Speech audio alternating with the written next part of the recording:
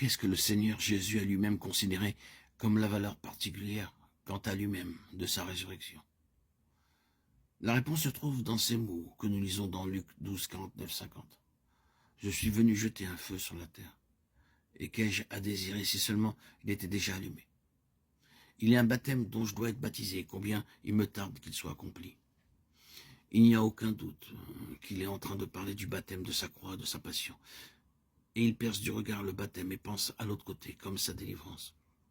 Ainsi, la toute première chose au sujet des 40 jours est que cela représente l'affranchissement du Seigneur. Combien suis-je à l'étroit, combien suis-je enfermé, confiné? Je suis venu jeter un feu, répandre le feu sur toute la terre. Mais ici, je suis lié à ces quelques kilomètres d'un petit pays, lié au temps, lié à toutes les conditions de la vie ici-bas. Oh, combien il était limité, limité dans son propre mouvement, limité dans ses disciples, limité à tout égard. Il aspirait à être libre, à être au large, à être affranchi. Il considérait la résurrection comme son affranchissement. Et la croix comme la voie pour parvenir à cette fin. Or, le Seigneur avait fait au début de son ministère une grande déclaration. Vous vous souvenez que son premier service consigné eut lieu à Nazareth, lorsqu'il prit le chapitre 61 d'Ésaïe et parla du septuple aspect de son ministère. L'Esprit du Seigneur est sur moi. Il m'a envoyé pour proclamer aux captifs la délivrance, pour publier une année de grâce du Seigneur. Luc 4, 16, 19. Or, il y a peu de doute que dans son esprit, il pensait à l'année du jubilé.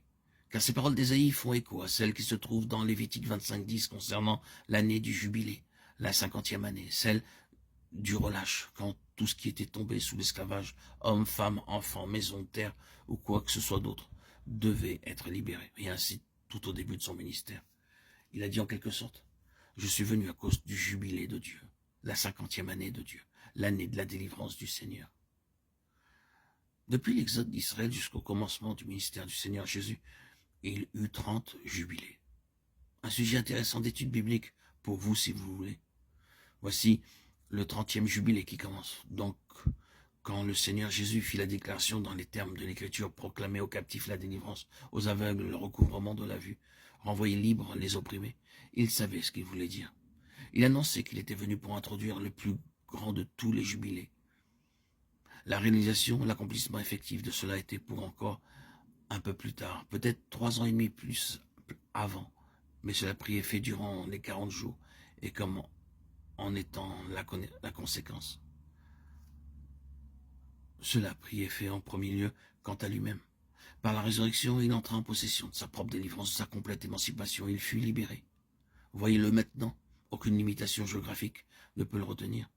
Il est en dehors de tout cela. Aucune limite de temps ne peut le retenir. Aucun de ces anciens traits de limitation et d'étroitesse ne prévalent à présent.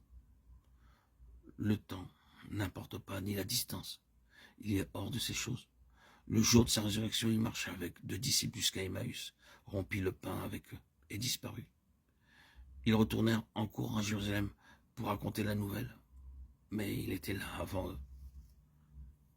Ce fut ainsi constamment. C'est un exercice instructif de cataloguer toutes les marques de sa délivrance pendant ces 40 jours.